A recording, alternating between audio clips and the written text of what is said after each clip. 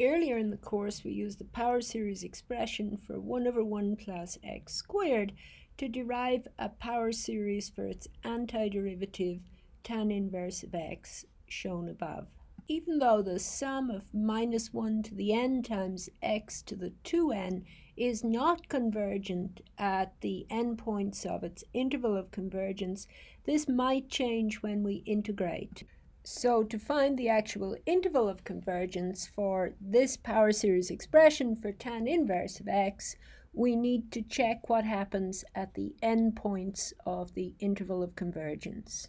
That is, we need to check what happens to the new series at x equals minus 1 and 1. Now, since the new power series converges to tan inverse of x on the interval from minus 1 to 1, then by continuity of power series, which we haven't studied in the course, it will converge to tan inverse of 1 and minus 1 at the endpoints if the series converges at those points.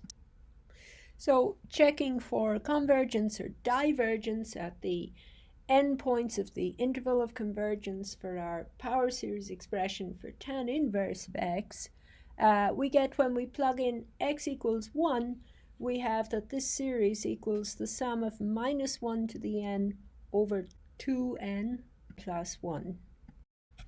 And this series converges by the alternating series test.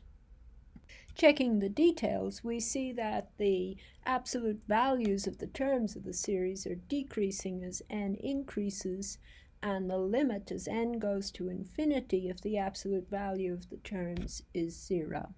Therefore, the power series expression for tan inverse of x converges at x equals 1 and actually equals tan inverse of 1, which is pi over 4.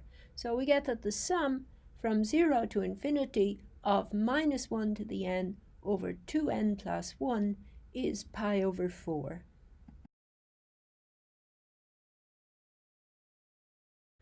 On the other hand, when we plug in x equals minus 1 to our power series, we get the sum of minus 1 to the n times minus 1 to the 2n plus 1 over 2n plus 1.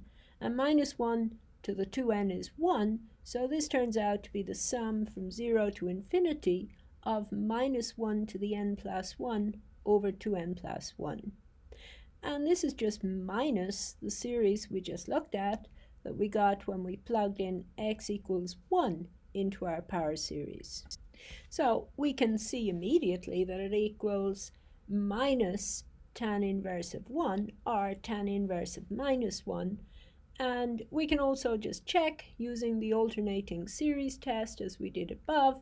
We see that the absolute values of the terms are decreasing and the limit of the absolute values of the terms is 0. So therefore it converges when x is minus 1.